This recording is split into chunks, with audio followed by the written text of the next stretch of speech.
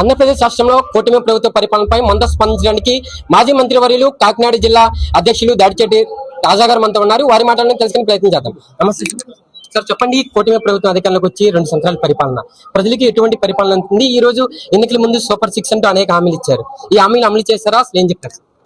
కూటమి పరిపాలన గురించి ఒకే ఒక మాటలో చెప్పొచ్చు. కూటమి పరిపాలన గతంలో వైఎస్ఆర్ కాంగ్రెస్ పార్టీ అధికారంలో ఉండగా లోకేష్ గారి చేతిలో భారత రాజ్యాంగం పట్టుకుని తిరిగేవారు. ఏమైనా ఇబ్బంది వస్తే అంబేద్కర్ రచించిన రాజ్యాంగం సంబంధించిన నెంబర్లు కొటేషన్స్ చెప్పేవారు. మరి ఇప్పుడు రెడ్ బుక్ రాజ్యాంగం పట్టుకుని తిరుగుతున్నారు. అందాక అంబేద్కర్ మర్చిపోయారు. మళ్ళీ మా గవర్నమెంట్ వచ్చిన తర్వాత మళ్ళీ అంబేద్కర్ గారు గుర్తొస్తారు, ఆ రాజ్యాంగం పట్టుకుని తిరుగుతారు.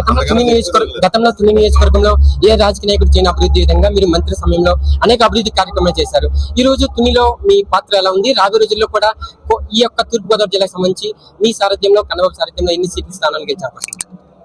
తునిలో ఎప్పుడు మా పాత్రే ఉంటది, ఇంకో పాత్ర ఉండదు.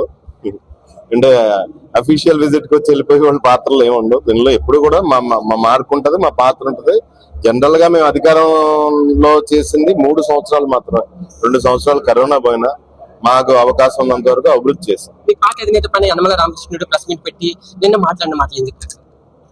ఆయన పెద్ద వయసు అయినా, 80 సంవత్సరాల వయసు ఉన్న ఆయన మరి స్థిమితంగా మాట్లాడితే అందంగా ఉండు. మరి స్థిమితం కోల్పోయి మాట్లాడాడు. దానికి నిన్నే చెప్పాను. కళ్ళకి చెప్పండి, అక్రమ కేసులు పెడుతున్నారు మాట్లాడే వ్యక్తుల పైన. ఈ రోజు సోషల్ మీడియాలో ఎక్కడ జరిగినా కూడా ఏంటి దీనికి ప్రతిఫలం ఖచ్చితంగా ఉండబోతుంది? నేను చెప్తాను కదా, అధికారంలో ఉన్నారు కాబట్టి రెడ్ బుక్ రాజ్యాంగం పట్టుకున్నారు. అధికారం ముందు అంబేద్కర్ రాజ్యాంగం ఆయన చేతితో పట్టుకుని తిరిగాడు. రేపు పొద్దున మళ్ళీ అంబేద్కర్ రాజ్యాంగం పట్టుకుని తిరిగాడు.